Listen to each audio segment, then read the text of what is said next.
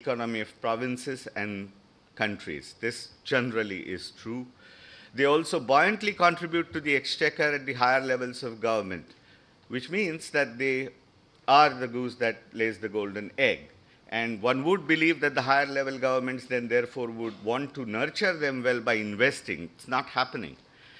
More importantly, and this I say knowing fully well that I'm here as an economist, that even more important than resources, it's the institutions and politics which is rather more important when we are looking at metro regions. Um, when you talk of the metropolitan regions, management of area-wide delivery of public goods and services comes to the fore. But the pet theme, though that's not what I'm supposed to talk about, I try to slip it in whenever possible, it's the governance issues. That is the key, which has to do with organizations, institutions, agents, agencies, formal, informal, in their inter and intra interactions. And CPR here, Partha was here some time ago, is doing a great deal of work in this particular area. I think this is a very important prior that we need to have in place before we can even discuss metropolitan public finances. Metropolitan government is an emergent or a conceptually derived entity. There is, in many places, nothing called a metropolitan government as such. It's made up of underlying urban local bodies in India and some other places. So, as I said, this is something that we need to get right as a prior charge even before discussing the metropolitan public finance. The most important thing in metropolitan public finance is to create a subspace within the national architecture of public finance to seamlessly, in an integrated manner, have a space for it, which currently does not exist.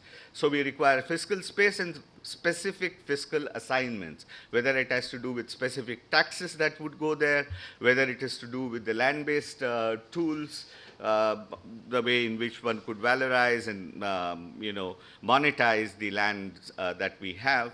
But of course, the prior to that is to get the land markets efficient and working, which again is not happening in India in particular.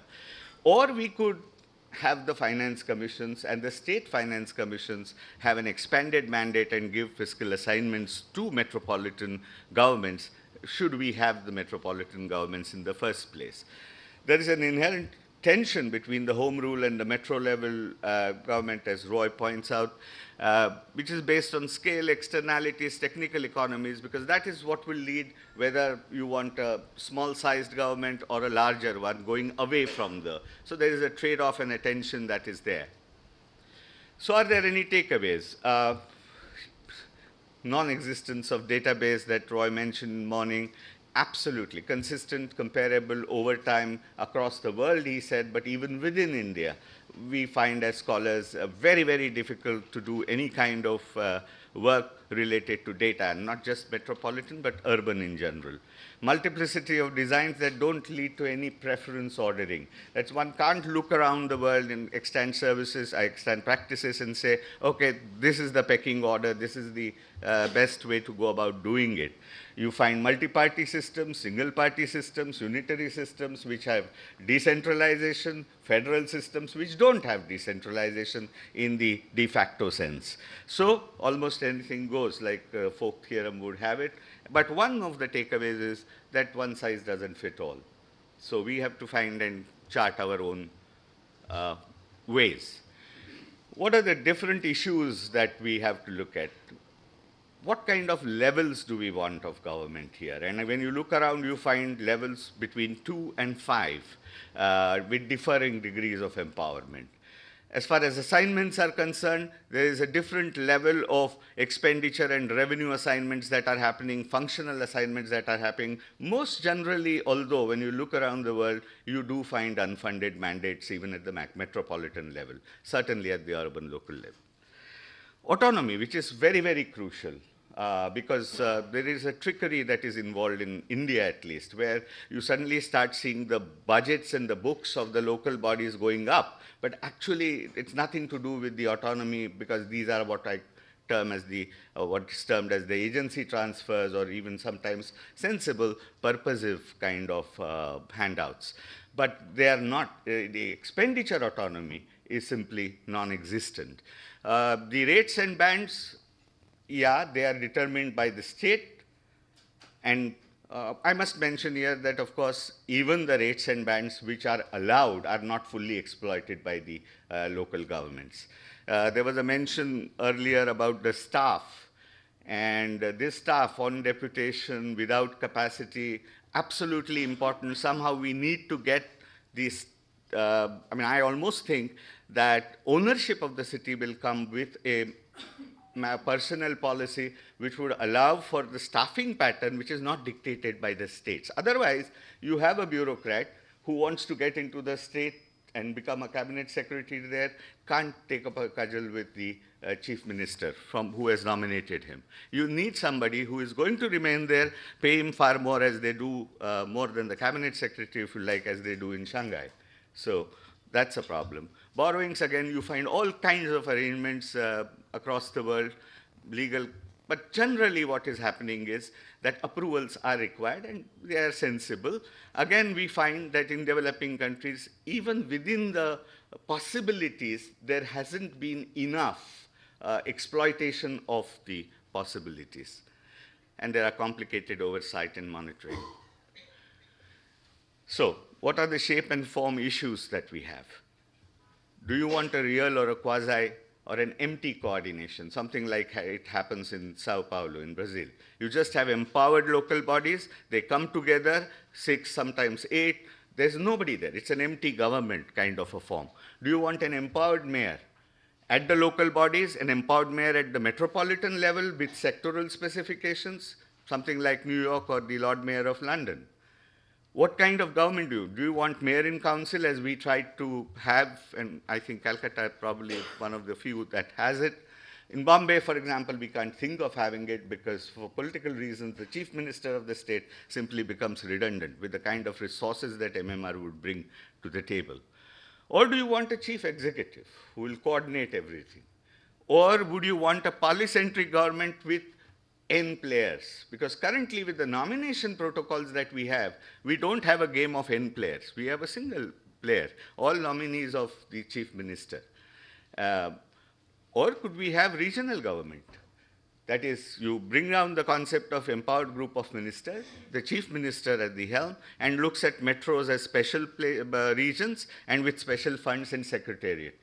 This is something that we are trying to recommend in Maharashtra especially to take care of our regional imbalance problem. Or do you simply want area-wide coordinating committee, which will be listened to by the urban local bodies, with sectorally the other local services and goods would be provided by the urban local bodies as we do under the 74th or are supposed to do under the 74th. But in any case, we require a seamless integration within the national fiscal architecture with space and assignment rules, which we currently do not have.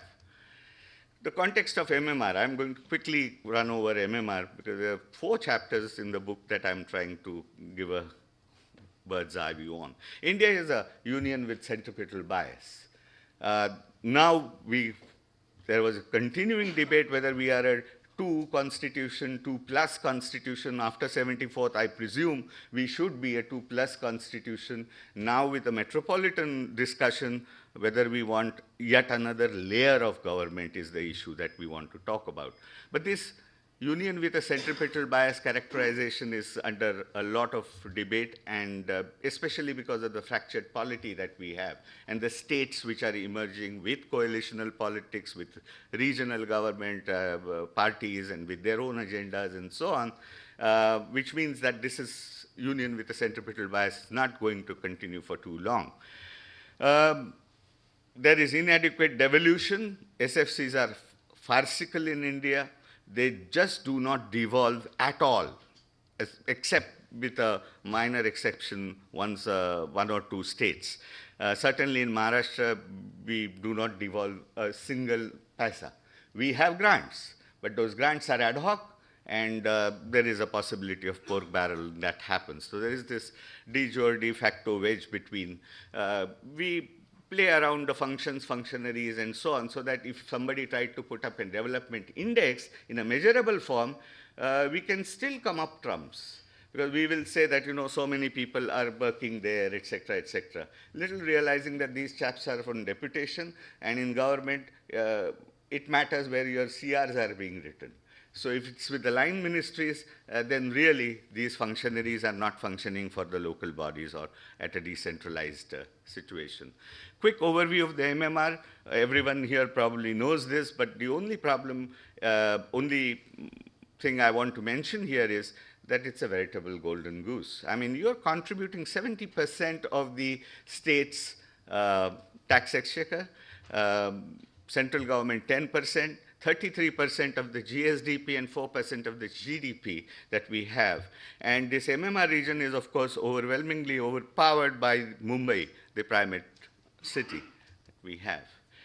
Types of public investments in MMR that we have, apart from the ULB finances, the underlying urban local body finances with the classical leveraging of revenue surplus kind of thing that could be happening, very difficult to make out, because despite the accounting changes, etc., that people have talked about, it is still very difficult to find out what's going on when you look at the budgets of the local bodies. CSS, the Jawaharlal Nehru National Urban Renewal Mission, is one of the sources. International donor agencies, non-ULB public investments, mainly the parastatals, MADA, MMRDA, and such others, and a little bit of public-private partnerships that happen. The urban local body finances in MMR currently has 8 municipal corporations, 9 municipal councils, and several villages there. Special role of the 13th Finance Commission, as was mentioned in the morning. One of the nice things that needs to be recognized for the first time that the 13th Finance Commission has done is to pass they've almost started talking to the local bodies. Because all along the argument was that the urban local bodies or the Panchayati Raj institutions were creatures of the state. Not anymore. After the 74th Constitutional Amendment, they have a constitutional validity as a government, and the Finance Commission ought to be talking to them. There were some issues, and therefore what they are doing. But the formulaic kind of devolution, unlike earlier Finance Commissions, which did only the absolute term devolution, is an important thing. The size of the MMR economy is 5.59, which is atypical. Typically, local bodies are very, very small. And Mohanty has a book for the Reserve Bank of India in which he's mentioned how small it is. What we find is really this slide, no evidence of economies of scale that are emerging. So if you have a larger economy, does per capita, that was one of the questions that was posed, I find no such things. But it doesn't necessarily mean that it is inefficiencies. It could be leveling up that happens when you look at the MMR, which is not necessarily a bad thing. What, of course, is problematic is that the establishment expenditures form the largest share of the revenue expenditures for MCGM, which is the largest local body in this whole area. Revenue sources. If you look at the revenue sources, one of the few things on which economists agree is that octroi is a bad tax, property tax is the good tax. Property tax is not buoyant, octroi is very, very buoyant. And octroi is giving Mumbai, for example, 45 to 50% of its own revenue. So no way. I mean, we continue to have the ignominy of being the only state in which octroi is there. But really, in lieu, state government cannot give this kind of grant of 7,000 crores. So it's going to continue till something comes up in its place. Users charges are increasing, but they're still far from rationalized. Grants devolved through state finance commissions. This was the arrangement that we were supposed to have. They are non-existent in MMR. There's simply nothing that is devolved in the last 3 finance commissions that we have had. Grants from Central Finance Commission are rising. This is the good thing, and I hope that the 14th Finance Commission will now double the percentage from 1.9 to about 4, with a little bit of, for performance, not just ad hoc, this thing. Smaller ULBs have higher dependencies on grants. This is to be expected. The borrowing capacity is limited. Here again, I said you require approvals and so on and so forth. But even